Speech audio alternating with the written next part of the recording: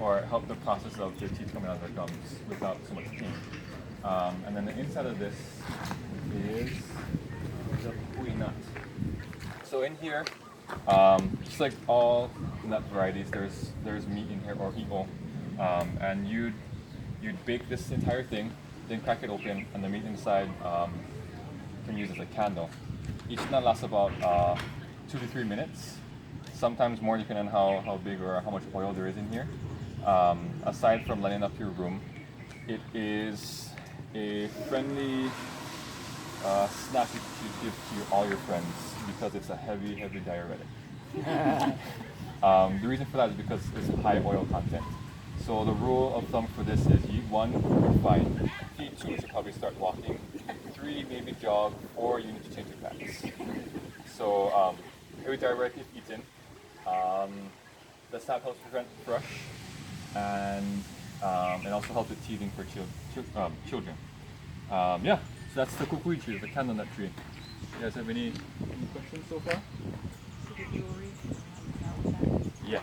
So they also make leis out of this too. So it's actually the shell they polish this up, get off all that grime and all that dirt and yeah. Oh, so it's the black, like the big black beads you see? Yes. Oh, Yeah, awesome. this is the kukui leis. You guys can see it like the ABC store or elsewhere. I'm not sure if the really flat shiny ones are real kukui nuts. I don't know. I've only seen the real ones made and they look nothing like that. So now you know. All right. Awesome. We'll start walking up so we can kind of get going up. So in here we have Pohina. I don't know if you guys are familiar with scientific names. Vitex rotanifolia. This is one of our xeriscape plants, meaning it's drought tolerant, there's no lots of water, it'll grow pretty much anywhere. If you have a black thumb, there's no way you can kill this. So it's an awesome plant to start growing. Medicinal uses for this would be you'd press up the leaves or get the sap from it, and it helps to prevent the itchiness of bug bites. It also works really well with eczema. So helps relieve the itchiness. It kind of gets rid of it for a little while. It's this sort of remedy for skin irritations. Pohinahina? Yes. Say it one more time. Pohinahina. Kohinahina. Po. Ko. Po. P. Oh, P-O. po. Oh, Yeah. pohinahina. Pohinahina. Pohinahina. Yep. And then if you bake the leaves or you dry the leaves, you can also drink it as a tea. And it helps regulate the bacteria in your stomach. So you have stomach pains, that kind of deal. You drink that, it'll help ease those kind of pains. Let's see in here. We do have a flower. Nice.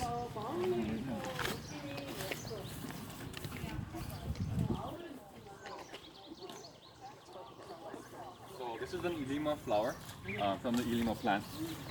It's kind of sun bleached right now.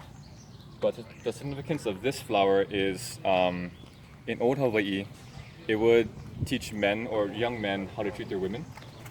Because to show their love for a girl they liked, they'd have to make an ilima lei. And if you can feel the flower, it's extremely hard to not bruise them. So it takes about somewhere between 400 to 500 flowers to make one strand of an ilima lei. So if you really like the person, you make like 3 or 4 strands. Oh, wow. Yeah. And so the significance of that is you treat the flower like how you treat a woman, try not to bruise them, with care. And Very love. gentle. Gentle, yes. So aside from the purpose of it, teaching younger men how to treat women, it also is a remedy for women's reproductive systems. So it helps to regulate your menstrual cycles, makes your uterus stronger. If you're having trouble with, conceiving a child, this is one of the remedies they use for that. Really? Mix this, yes, with honey and another parasitic plant that also grows in Hawaii. It's called kaunaoa or kaunoa. You mix those two together and drink that for 4 times a week. And it strengthens, What makes your... it? Yes? What makes it a parasitic plant? Or is it a parasite of? It's just a vine plant that it feeds off of the nutrients from other plants. We don't have it in here right now because we kind of went through a little drought before all this rain came down and sprinkler systems and a whole other slew of things. But yeah, so aside from teaching younger men how to treat women, it's also important to women as well to help them be strong down there. And how many flowers would they put for each dosage? What I was taught was a handful. You start with a handful first because everyone is different. Sure. So depending on the pains or how much you need it to be stronger or regulated, you go according to that. So it's just like baking a cake. Everyone has their own recipe. Sure. So same deal. So now I love to give people a limo glaze, but now it sounds like I maybe should be careful who I give them to and what I'm saying when I give them the So like traditionally I wouldn't necessarily just give that to anyone. Well, yeah, like anything, tradition does evolve. So just like aloha, love means many things. It doesn't necessarily mean like, oh, I want to be with you forever, but I love you like a friend, I love you like a brother. It all depends on the context. So you can still give an ilima lei to, the same sex, opposite sex. It doesn't really matter, your mom, your dad. Co-worker, yeah. It's fine. If the intent is the same, there's no big deal. But yeah, so these are the few plants we have in our little community garden. Hard to find certain kinds of Yeah, they are really hard to find. They do smell really good. And then you mentioned earlier that you thought that was a Milo tree. Yeah. We actually have Milo trees all down there. So those are Milo trees. Which ones? The green ones down there. There's only the green ones, yes. The ones that are shading the benches right now. Oh, okay. Those are those are Milo trees. So Milo trees are right there. Yep. Got it. All right. And then these are coal trees. Koa trees? K-O-U, coal. Cool. Yeah. So those two woods, the Milo and the coal tree, were used more for making bowls for eating.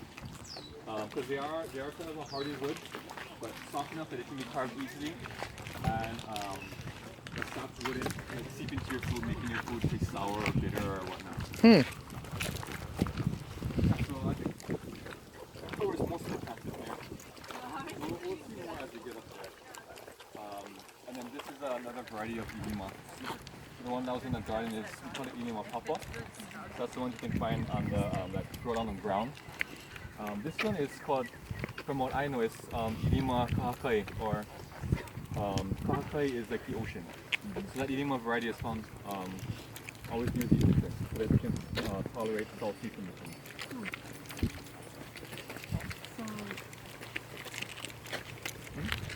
That's just reminding me of another plant that takes on most in the ocean. No papa? Very good. Yeah, very different.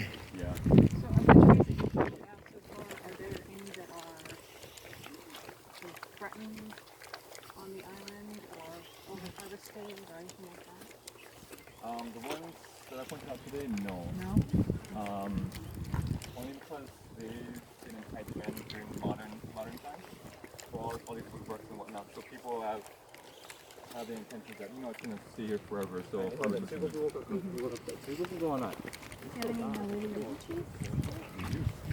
What kind of trees? Now wait a minute. No, really. We're really trees here. I'll show you on our way back out.